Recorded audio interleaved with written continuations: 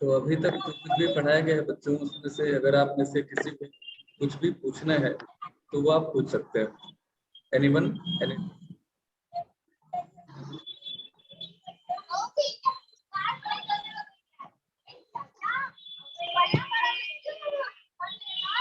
किसी को कुछ नहीं पूछना है तो क्या हम आगे चैप्टर्स की शुरुआत करें? इस चैप्टर से संबंधित आपको जो नोट्स बनाने थे, क्या बना पाए? कोई ऐसा स्टूडेंट है इसमें जिसने सारे नोट्स बना लिए पहले चैप्टर में? तो नोट्स तो बनाने होंगे, है ना? और नोट्स बनाने में आपको समस्या क्या आ रही है? अगर कोई समस्या आ रही तो वो आप बता सकते हैं।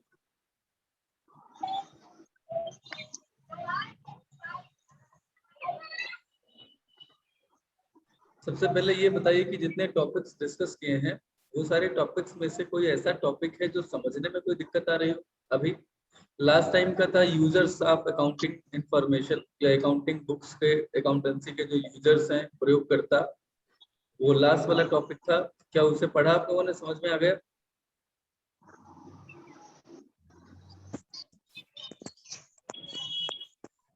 पढ़ा है कि नहीं पढ़ा? कितने लोगों ने उसकी रीडिंग की? लास्ट डे बताया था पढ़ने के लिए। अमूल्य ने पढ़ा, मिताली ने, आस्था और नंदिनी ने नहीं पढ़ा? पढ़ा सर। पढ़ा था। नंदिनी, स्वीटी, अभी कैमरा ऑन कर लीजिए और बताइए कि आप लोगों ने पढ़ा या नहीं पढ़ पाया? नहीं पढ़ पाया तो भी कोई ऐसी शर्म वाली नहीं बात? पढ़ अच्छा, तो पढ़ना पड़ेगा। नहीं पढ़ा पढ़ने का कारण क्या ये था बेटा कि किताब नहीं है? किताब है यहाँ पे? सर, बुक नहीं है। बुक नहीं है तो जो पीडीएफ बुक आपको भेजी गई थी वो तो आपके पास होगी, या वो नहीं है अभी? पीडीएफ बुक भेजी सर थी वो एक, है। तो उस पीडीएफ बुक से पढ़ लीजिए। इतना कुछ नहीं है ज्यादा कि उसे पढ़ने में दिक्कत है। ठीक है, जो पीडीएफ बुक है उसका यूज करिए। पढ़ने में तो इतना आ ही जाता है मोबाइल में, ऐसा भी नहीं। जब आप इस समय हमें देख पा रहे हैं अपने मोबाइल से, तो उसमें भी आप इतना पढ़ सकते हैं। देखिए, संसाधन अगर नहीं है तो जो भी संसाधन है हमारे पास, हमें उन्हीं का अधिकतम उपयोग करना पड़ेगा, है ना? जब तक आप किताब नहीं किसी कारण से खरीद पा रहे हैं, तब तक आप मोबाइल की पीडीएफ से पढ़िए और कोशिश करिए किताब खरीद लीजिए, क्योंकि बगैर किताब के आप बहुत अच्छे से पढ़ पाएंगे इसकी संभावना कम ही है। ठीक है, तो मैंने लास्ट की वीडियोस में भी कई बार बताया, यहाँ पे मैं संक्षेप में खाली बता रहा हूँ कि आपको करना यह है कि जो कुछ भी आपसे कहा जाता है आप प्लीज उसे फॉलो कर लें। अगर पढ़ने के लिए कहा जाता है तो एक रीडिंग कर लीजिए। पढ़ना इस तरह से होना चाहिए कि जब आप पढ़ रहे हो तो जितना समझ में आए उतना ही पढ़िए।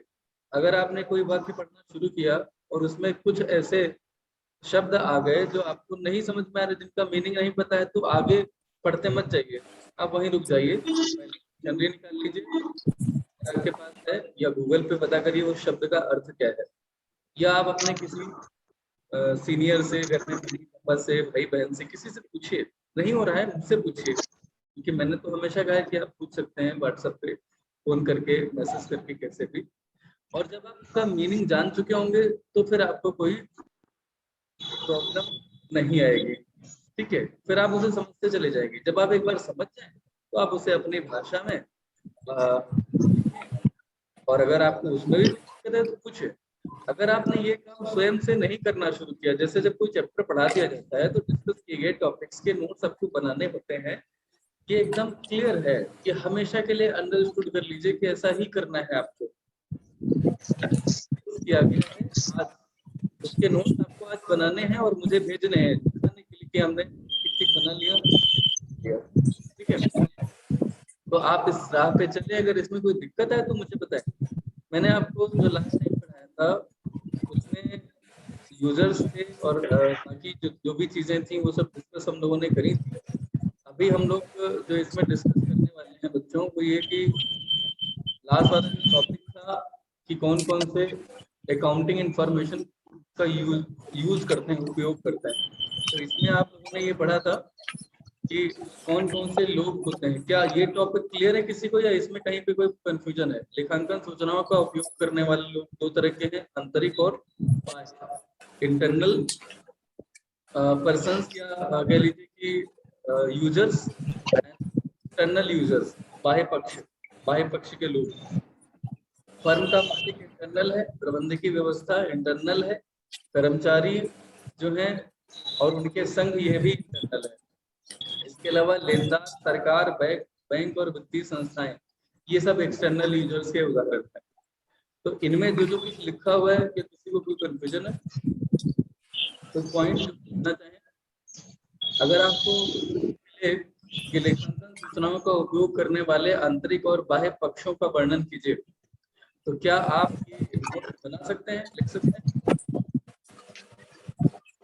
जो भी बच्चे यहाँ पर हैं, आप देख पा रहे होंगे स्क्रीन पर, आपको ये नजर आ रहा होगा। यही पीडीएफ आपको भेजी गई है नंदिनी, तो मुझे लगता है कि ये आप देख पा रहे होंगे और समझ पा रहे होंगे, है ना?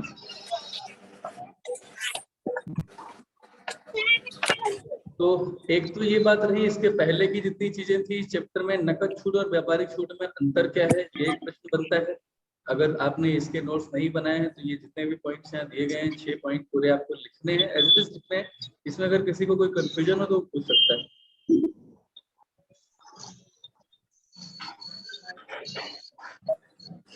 देखिए, अगर आप चुप रहेंगे तो इस समय यही माना जाएगा कि आपको सब आ गया है। तो मैं भी आपसे, जब आप कुछ नहीं पूछेंगे तो फिर मुझे आपसे पूछना पड़ेगा, या तो आप पूछेंगे या हम पूछेंगे। आपके पूछने पे या तो हम बताएंगे या हमारे पूछने पे फिर आप बताएंगे। व्यापारिक छूट और नकद छूट क्या होती है, ये 6 पॉइंट्स दिए गए हैं, सबको समझ में आ चुके हैं? Yes sir. सवाल करते हैं इससे संबंधित, आपके सामने ये खुला भी रखा हुआ है, फिर भी ये इस उम्मीद के साथ कि आप ईमानदारी से इसे नहीं देखेंगे। मेरा सवाल आपसे ये है कि व्यापारिक छूट और नकद छूट, इन दोनों में से बिक्री बढ़ाना किसका उद्देश्य है? सर व्यापारिक छूट। अच्छा, ठीक, बढ़िया जवाब है।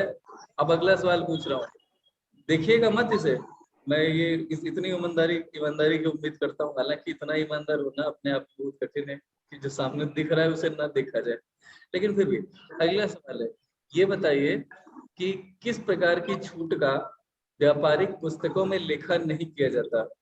व्यापारिक छूट का या नकद छूट का?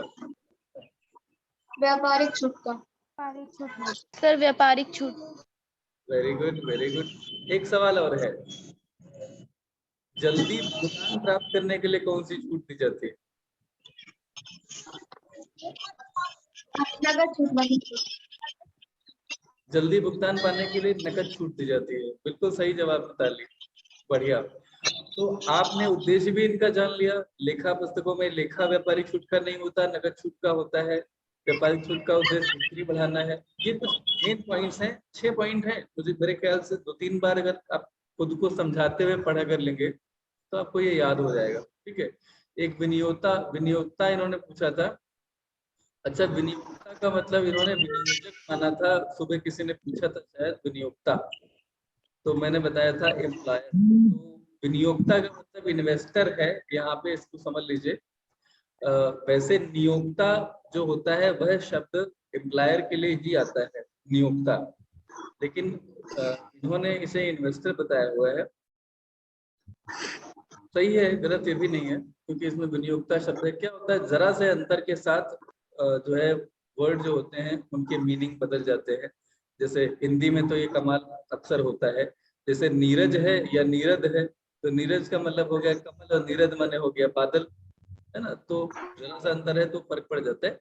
इसका मतलब इन्वेस्टर से बनेगा। इन्वेस्टर वह लोग होते हैं जो किसी भी बिजनेस में अपना पैसा लगाते हैं इस आशय के साथ कि उस पर उन्हें अच्छी इनकम मिलेगी। वो इनकम उन्होंने जिस रूप में पैसा लगाया होगा उसी रूप में मिलेगी। अगर उन्होंने शेयर के रूप में, पूंजी के रूप में पैसा लगाया तो उन्हें उस पर लाभांश मिलता है, डिविडेंड। और अगर उन्होंने उधार दिया है ना, तो उसमें उन्हें ब्याज मिलता है। तो आय के उद्देश्य से जो लोग, इनकम कमाने के उद्देश्य से जो लोग किसी बिजनेस को पैसा देते हैं वो विनियोक्ता कहलाते हैं, इन्वेस्टर्स कहलाते हैं, ठीक है। इनको भी जरूरत होती है। यहाँ पर ये टॉपिक है कि प्रयोगकर्ता कौन कौन है, व्यवसाय के स्वामी हैं, प्रबंधक हैं, विनियोक्ता हैं, बैंक लेनदार, ये सब इसके यूजर्स हैं, ठीक है। ये जो बात आपने नीचे पढ़ी थी वही बात ऊपर भी है, ठीक है। कौन कौन से इसके यूजर हैं, ऊपर और नीचे 2 बार क्यों दिया गया है, एक सवाल ये भी हो सकता है। तो ऊपर इन्होंने दिया है कि ये सब यूजर हैं, और नीचे इन्हीं को ये बताया गया है कि इनमें से कुछ इंटरनल है और कुछ एक्सटर्नल है, और कोई विशेष बात नहीं, ठीक है। तो ये लगभग एक ही टॉपिक है। आप इसमें इस रूप में लिख सकते हैं कि कौन कौन से यूजर है। एक क्वेश्चन में आ सकता है कि कौन इंटरनल है, तो पहले 3 ये इंटरनल है, आंतरिक जो फर्म के अंदर रहते हैं वो आंतरिक हो गए, और जो फर्म के बाहर है वो सब बाह्य पक्ष कहलाएंगे, एक्सटर्नल कहलाएंगे, ठीक। तो रॉकेट साइंस नहीं है, बड़ी सिंपल सी बात है। बताओ इतनी बात समझ में आती है क्या सभी लोगों को? बाकी जो टर्मिनोलॉजी है यस सर। है ना, जितनी भी शब्दावली दी गई है, इन शब्दावली में मैं आपसे कुछ चीजें पूछूं इससे पहले आपको मौका है कि आप पूछ लें। कोई डाउट तो आप पूछ सकते हैं, पर उसके बाद में मैं आपसे पूछूंगा। सारा टर्म ये नंदनी फिर से रिपीट कीजिए। सर डिस्काउंट समझ में नहीं आया। मुझे आपने जो पूछा वो नहीं समझ में आया, एक बार फिर से पूछिएगा प्लीज। सर डिस्काउंट समझ में नहीं आया। डिस्काउंट नहीं समझ में आया? अच्छा, डिस्काउंट कोई इस समय कोई छात्रा है जो समझा सकती है डिस्काउंट?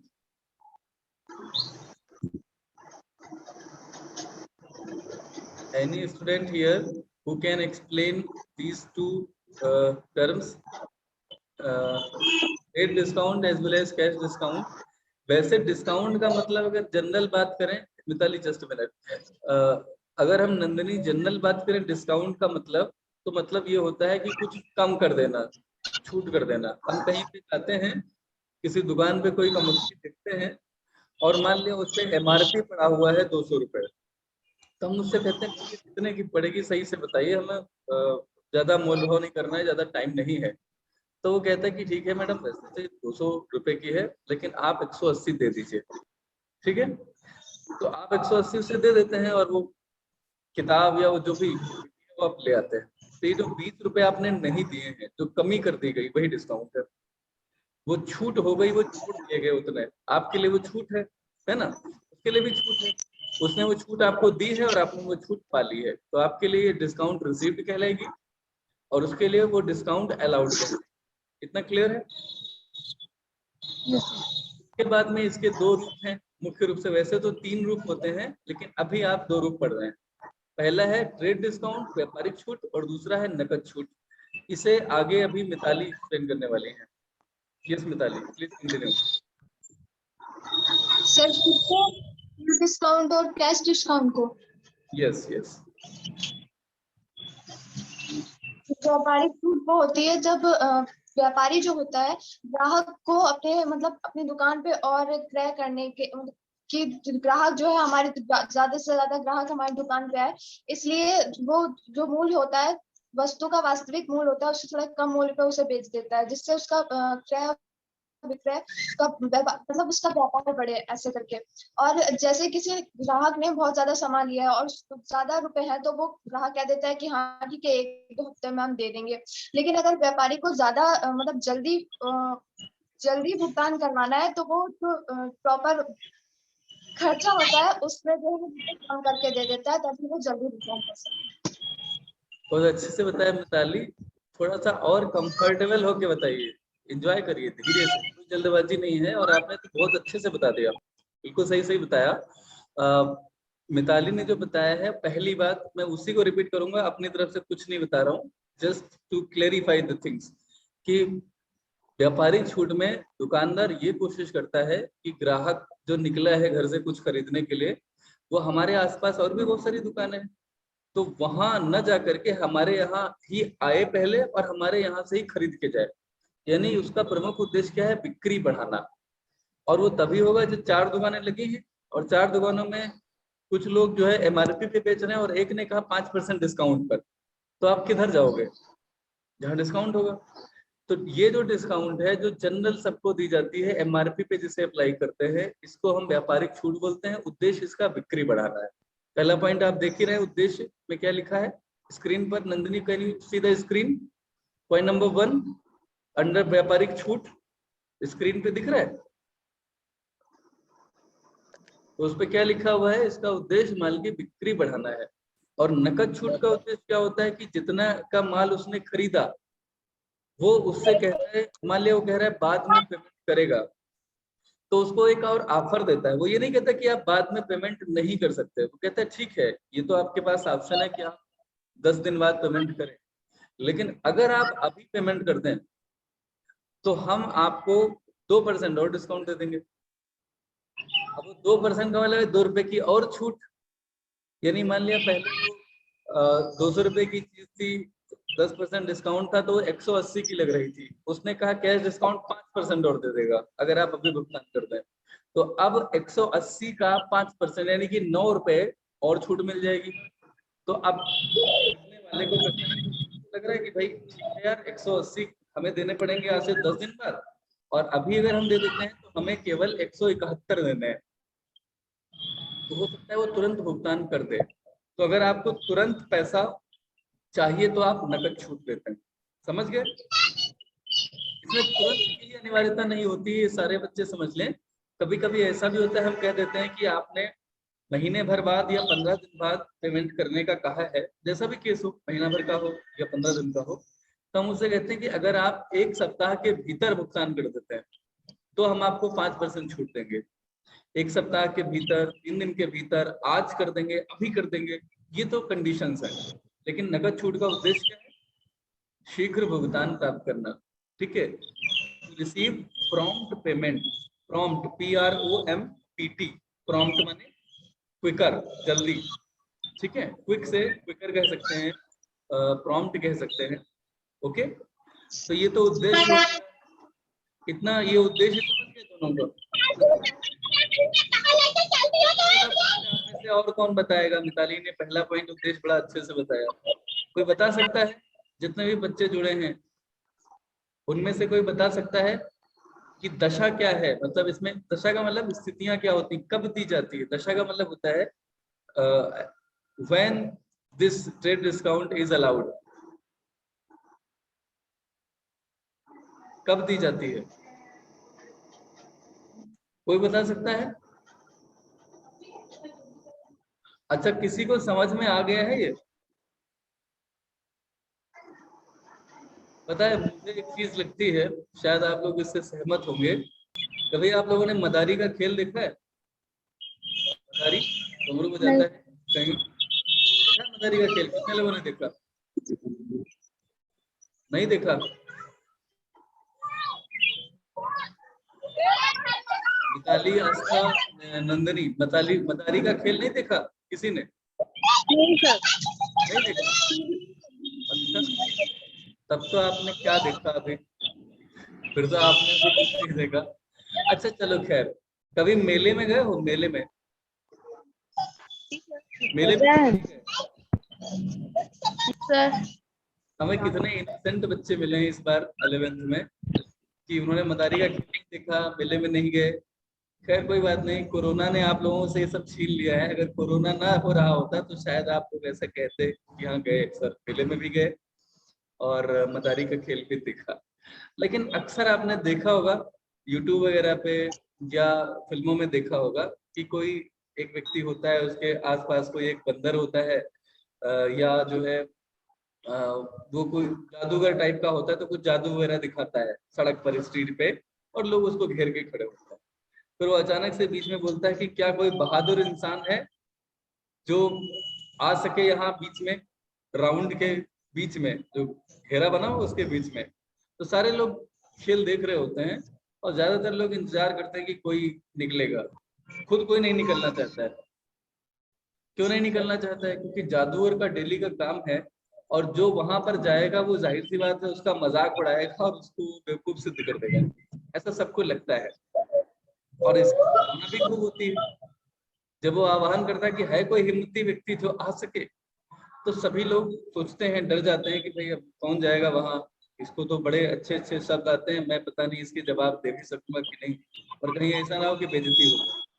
लेकिन मैं आपको बताऊं, इमेजिन करिएगा इस चीज को, अगर आपने मदारी का खेल नहीं देखा तो इमेजिन कीजिएगा, ऐसा होता है कि उन्हीं में से कोई एक युवक या युवती निकलती है और कहती है कि मैं आऊंगा या मैं आऊंगी, और वो वहां जाती है और वो उस मदारी के जवाब देती है, और ऐसे जवाब देती है कि मदारी भी जो है निरुत्तरित हो जाता है, उसको भी जवाब नहीं सोचते। तो लोग उस युवक के लिए तालियां बजाते हैं, और वही युवक जिसके जोकर होने की भी संभावना थी, वही हीरो बन के वहां से निकलता है लोगों की क्लैपिंग्स के बीच में। It means what?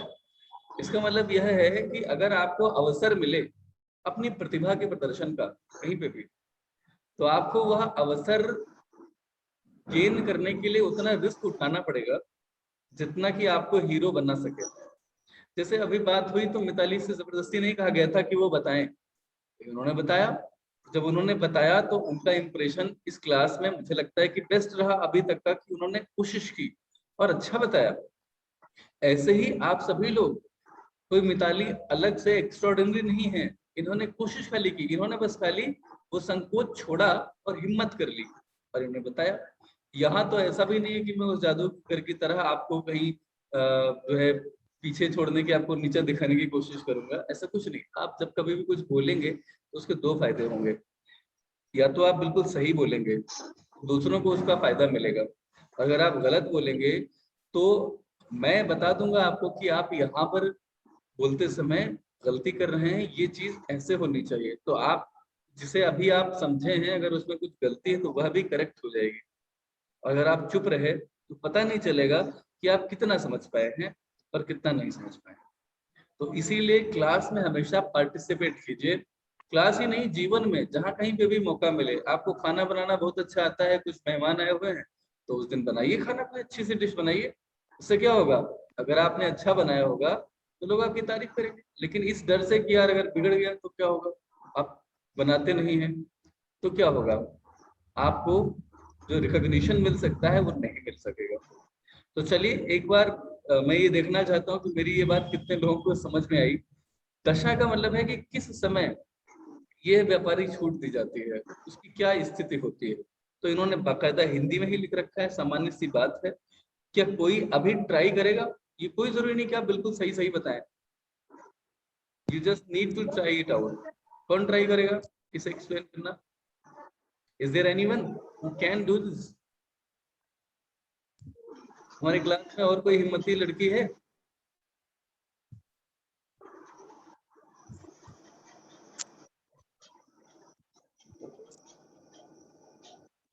कोई नहीं है? ऐसा कैसे हो सकता है भाई? इतने एक से एक धुरंधर जुड़े हुए हैं। दिव्या है, अंशिका है, स्वीटी है, प्रतिष्ठा है। अभी प्रतिष्ठा कौन है? प्रतिष्ठा अपना कैमरा ऑन करिए, अभी मैं आपको रिकॉग्नाइज नहीं कर पाया। Can you do this for me? Camera on करें। प्रतिष्ठा Verma, is it possible? Anshika तो आराम से टेबल पे लेट गई है, बढ़िया सी नींद लेने के मूड में। अंशिका अभी ये वाली पहली लाइन आप ट्राई करिए, मुझे लगता है आप कोशिश कर सकती है। सर मैं बताऊं थोड़ा सा sir? Very good very good, हाँ बताइए। सर व्यापारिक छूट में ये है सर, अगर हम थोड़ा ज्यादा कोई भी सामान अगर लेने गए हैं तो अगर हम थोड़ा ज्यादा खरीदते हैं तो हमें व्यापारिक छूट मिलती है वहाँ पे। वेरी गुड, बढ़िया।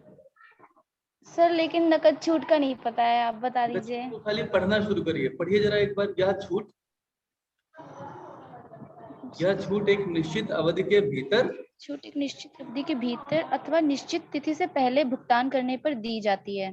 तो मैंने अभी आपको बताया था कि या तो उन्होंने कहा कि एक सप्ताह के भीतर कर दीजिए, वो निश्चित अवधि एक सप्ताह हो गई, या उन्होंने कहा कि अगर 3 दिन के भीतर कर दीजिए तो वो 3 दिन हो गई। निश्चित अवधि वो वेरिएट कर सकती है, एक सप्ताह भर, 3 दिन, 2 दिन, आज के आज 24 घंटे, तो ये निश्चित अवधि हो गई।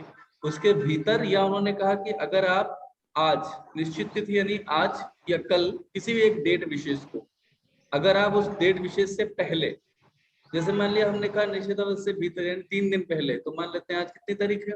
कितनी तारीख है आज? सर 22। 22। 3 दिन के भीतर का मतलब क्या है? 25 जून से पहले, 25 है ना? तो 3 दिन के भीतर या 25 जून से पहले, दोनों का एक ही मतलब है। अगर 3 दिन के भीतर या 25 जून के पहले आप भुगतान कर देते हैं तो आपको 5% और छूट मिलेगी। तो ये मिलेगा अगर आप, मान लिया आपको भुगतान करना वैसे 1 महीने बाद है, लेकिन आपसे कहा गया कि 3 दिन के भीतर अगर आप भुगतान कर देते हैं तो आपको 180 देने हैं, जो उसमें भी आपको 5% और छूट मिल जाएगी, यानी कि 180 का 5% यानी कि 9 रुपए और घट जाएंगे। तो अगर आप 3 दिन के भीतर कभी भी भुगतान करते हैं या 25 जून के पहले, तो आपको केवल 171 देने रहेंगे। इसका उद्देश्य क्या है? हम कम ले रहे हैं लेकिन हम जल्दी भुगतान चाहते हैं, इसीलिए हम 180 की जगह 171 ही लेने के लिए तैयार है। और व्यापारी आपको पता है ये नकद छूट देने के लिए क्यों तैयार रहते हैं? भाई 180 आपको ज्यादा अच्छे लगेंगे या 171? जाहिर सी बात है 180 व्यापारी को लेना चाहिए। ये तो मूर्खता कर रहा है व्यापारी कि ये 180 की जगह 171 लेना चाहता है ना? तो गलती हो गई इसकी। ऐसा भी तो मन में ख्याल आ सकता है, लेकिन व्यापार की खासियत होती है बेटा कि इसमें पैसा जितना जल्दी मिलेगा उस पैसे से आप उतना ही स्टॉक आप जल्दी खरीद पाएंगे, और जब आपके यहाँ स्टॉक जल्दी आ जाएगा तो आप उसे जल्दी से बेच पाएंगे, है ना? तो जितना जल्दी आपको नकद मिलेगा उतना जल्दी ही आप उसको फिर से स्टॉक में कन्वर्ट करेंगे, फिर से विक्रय में कन्वर्ट करेंगे, फिर से पैसा मिल जाएगा और उससे आपको लाभ मिलेगा। तो अगर आप 171 आज पा जाते हैं 1 महीने की जगह, तो आप आज ही उसको कहीं ना कहीं स्टॉक में लगा देंगे, मतलब उससे सामान खरीद लाएंगे। और मान लिया आज से 5 दिन बाद वो अगर बिक गया और अगर वो नकद बिक गया तो आपको तुरंत लाभ मिल गया। और मान लिया 171 का आपने सामान खरीदा और उसे आपने 250 का बेचा और उस पर अगर आपको लाभ हो गया मान लेते हैं 20%, तो आपको कितना लाभ हो गया? 50 रुपए। तो आपके छूटे अभी थे 180 में कितने? 9 रुपए केवल, और आपने लाभ उन्हीं 171 रुपए कमा लिए 50 रुपए। आप मेरा पॉइंट समझ रहे हैं? इसलिए व्यापारी 180 की जगह 171 भी आज लेने के लिए तैयार रहता है। 180 1 महीने बाद या 171 आज या 3 दिन के भीतर। Are you getting my point? तो ये तो मैंने यहाँ पर ये बताया कि व्यापारी क्यों नकद छूट देता है, क्यों उसको बड़ी जरूरत रहती है कि उसको नकद पेमेंट जल्दी मिल जाए। तो ये दशा हो गई। पहली दशा क्या है कि अगर आप निश्चित मूल्य से अधिक मात्रा खरीदते हैं, जैसे आपने 5000 से ज्यादा का अगर खरीदा तो हम 10% की छूट दे देंगे। या अगर कहा गया है कि अगर आप निश्चित मात्रा से अधिक क्रय करेंगे, 5000 से अधिक मतलब मूल्य से अधिक, मात्रा का मतलब है अगर आपने 3 से अधिक खरीदा, 4 खरीदे तो आपको 3 खरीदने पे 1 फ्री हो गया, तो ये आपका मात्रा से अधिक हो गया। ये दोनों दशाएं बनती हैं व्यापारिक छूट की। और नकद छूट की क्या है? एक निश्चित अवधि के भीतर या एक निश्चित तिथि से पहले भुगतान करने की स्थिति में। समय क्या है? ये खरीदते समय या माल को बेचते समय छूट दी जाती है। और ये कब दी जाती है? जब आप भुगतान पा रहे होते हैं उस समय। 3 दिन पहले अगर मान लिया आज विक्रय हुआ और 3 दिन बाद अगर आपने कर दिया भुगतान 25 जून तक, तो आपको 9 रुपए और छोड़ दिए जाएंगे। समझ गया ना? तो ये 3 पॉइंट समझ में आ गए कि नहीं आ गए नंदिनी? Yes sir. पक्का? Yes sir. जो है नकद छूट का उद्देश्य क्या होता है नंदिनी? नकद छूट का उद्देश्य भुगतान जल्दी देना होता है, प्राप्त करना होता है। जल्दी देना या जल्दी पाना, है ना? जल्दी पाना बोलेंगे। और ये बताओ जरा कि जो व्यापारिक छूट है ये कब दी जाती है? इसकी दशा क्या है? ये तब दी जाती है जब बिक्री बढ़ानी होती है। जब बिक्री बढ़ानी होती है। बढ़िया, ये तो उद्देश्य हो गया, ठीक है, ये भी है। लेकिन हम देते कब है? ये तो उद्देश्य हो गया कि जब बिक्री बढ़ानी हो, लेकिन हम दशा क्या बनती है, मतलब कब देते हैं? सिचुएशन क्या होती है? सिचुएशन होती है कि जब वह एक निश्चित मूल्य जैसे 1000 रुपए, 2000, 5000 उससे ज्यादा की मूल्य का अगर खरीदे, या जब वह एक निश्चित मात्रा जैसे 3 से ज्यादा खरीदे, 2 से ज्यादा खरीदे, तो इस तरह की छूट मिलती है। कभी कभी ये जरूरी नहीं है, कभी कभी। आवाज नहीं आ रही? क्या बताया बेटा? आवाज नहीं आ रही? सर अब आ रही है। अब आ रही है। तो मतलब ये है कि ये तब दी जाती है जब एक निश्चित मूल्य से अधिक खरीदा जाए, एक निश्चित मात्रा से अधिक खरीदा जाए। लेकिन ध्यान रखना ये अनिवार्य नहीं होती, क्योंकि कभी कभी आप कोई एक ही किताब जाके खरीदते हैं और उस पर भी आपको 5-10%, 20% तक की वो छूट देता है, तो ये सामान्य बात है। ओके। समय ये था कि ये खरीदते समय दी जाती है और ये भुगतान करने पर दिया जाता है। घटाना अगर हम बोले, मतलब इसे क्या घटाते हैं, तो बीजक यानी जो बिल बनता है उस बिल में टोटल लिखेगा वो 200, फिर लिखेगा लेस 10% ट्रेड डिस्काउंट, और उसमें से 20 रुपए घटा के 180 का बिल बनाएगा जो आपको देना रहेगा। तो ये क्या होगा, ये बीजक में से इसको आप हटा देते हैं। और जो ये नकद छूट होती है, इसको भुगतान के समय देय राशि बचती है 180 जो आई थी ट्रेड डिस्काउंट घटाने के बाद, उस 180 में भी ये घटाई जाती है। तो अगर मान लिया 5% है तो ध्यान रखना देय राशि का 5% निकाला जाएगा, ना कि एमआरपी का। और देय राशि क्या आई थी 180। ठीक है। लास्ट में लेखा, तो जो व्यापारिक छूट होती है उसका लेखा नहीं किया जाता, क्योंकि व्यापारिक जो बात करते हैं लेखा की, तो लेखा वाउचर के आधार पर किया जाता है और वाउचर 180 का बनता है। तो इसीलिए व्यापारिक पुस्तकों की जो व्यापारिक छूट होती है इसका अकाउंटिंग बुक्स में लेखा नहीं किया जाता। नकद छूट का लेखा किया जाता है, लेखा कैसे होगा सर ये अब बात है, लेकिन किया जाता है। ठीक। और लास्ट वाला है गणना। तो इसकी गणना आप करेंगे एमआरपी पर, वस्तुओं के मूल्य पर, और जो छूट की गणना करेंगे वह जो देय राशि होती है, हमारे एग्जाम्पल में वह 180 आ रही थी। जब हमने 200 में से 10% ट्रेड डिस्काउंट घटा दिया था तो 180 बची थी। तो ये देय राशि है, पेबल अमाउंट है। पेबल अमाउंट पर हम कैश डिस्काउंट की रेट अप्लाई करते हैं। अगर ये 5% है तो पेबल अमाउंट यानी 180 का 5% निकालेंगे, 9 रुपए आएगा, वो उसमें से घटा देंगे तो बाकी 171 पे करना रह जाएगा। अभी बताएं जनरली और बाकी सारे बच्चे, क्या अब आप व्यापारिक छूट और नकद छूट समझ चुके हैं? Yes sir. Yes sir. और ये काफी इम्पोर्टेंट है, ये आता भी है एग्जाम में, ध्यान रखना। ओके। बाकी के जो टर्म है, ऊपर के जितने भी टर्म हैं, और कोई है जिसको ना समझ में आया हो? अच्छा, इसको हिंदी में बट्टा भी बोलते हैं, याद है बट्टा? ये पॉइंट नंबर 15 पर यस सर। लिखा हुआ है ना? Yes sir. इन 18 यस सर। टर्म्स में से, 18 शब्दों में से कोई और शब्द है जो किसी को कम समझ में आया है? या समझ में तो आ गया लेकिन फिर भी कुछ सवाल है पूछने का तो पूछ सकते हैं। सर 8 नंबर बता दीजिए फिर से। 1 नंबर जो है वह है पूंजी, ये पूछना है? No sir, no sir, 8 number. 8, okay. 8 number पे क्या है?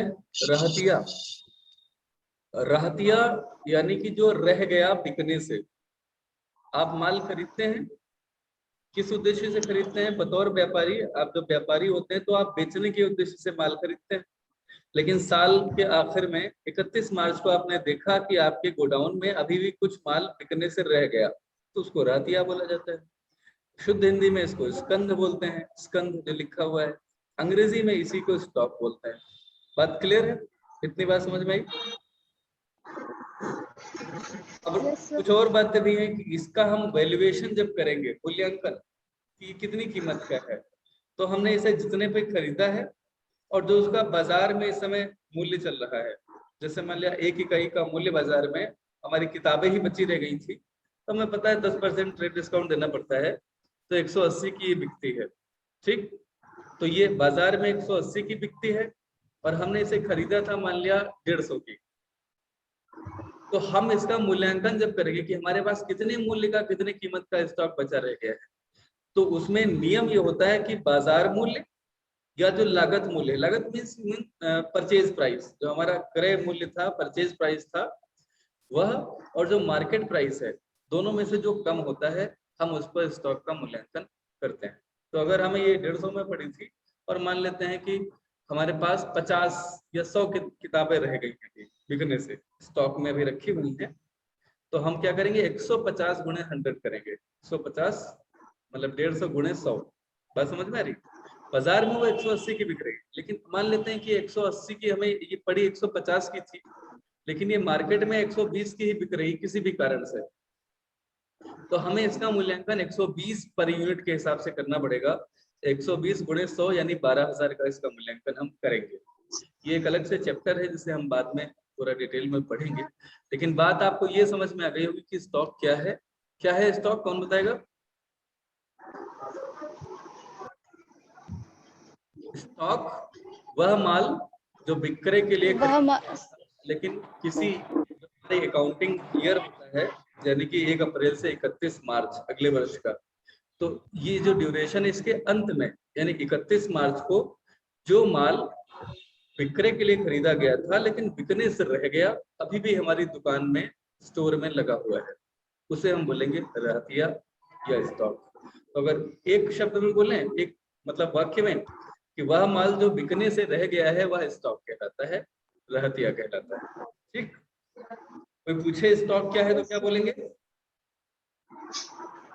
सर वह माल जो बिकने से रह गया है वह रहतिया या स्टॉक कहलाता है। एक लाइन अगर और जोड़नी हो तो मूल्यांकन वाली बात बोल देंगे, वो क्या होगी? इसका मूल्यांकन लागत मूल्य और बाजार मूल्य दोनों में क्या होता है? जो कम होता है। और ये सवाल भी अपने आप में खूब पूछा जाता है कि रहतिये का मूल्यांकन या स्टॉक का मूल्यांकन किस मूल्य पर करते हैं, तो आप बोलेंगे लागत मूल्य और बाजार मूल्य दोनों में से जो कम होगा। ठीक, तो अब इस चैप्टर के अंत में बच्चों आप पाएंगे कि कुछ क्वेश्चंस हैं। जैसे पहला क्वेश्चन है, पुस्तपालन व्यापारिक व्यवहारों का लेखा करता है, उत्पादन इकाई में करता है या वस्तु इकाई में करता है या मौद्रिक इकाई में करता है या इनमें से कोई नहीं। तो अकाउंटिंग बुक में हम लेखा करते हैं सिर्फ उन ट्रांजैक्शंस का, पहली बात, और उनके भी हम मौद्रिक पहलू का लेखा करते हैं, यानी कि मॉनेटरी एक्सप्रेशन भी। तो इसमें सा वाला सही होगा मौद्रिक इकाई में। हम ये नहीं लिखते कि कितने यूनिट हमने उत्पादन किया, ना हम ये लिखते हैं कि कितनी कमोडिटीज हैं।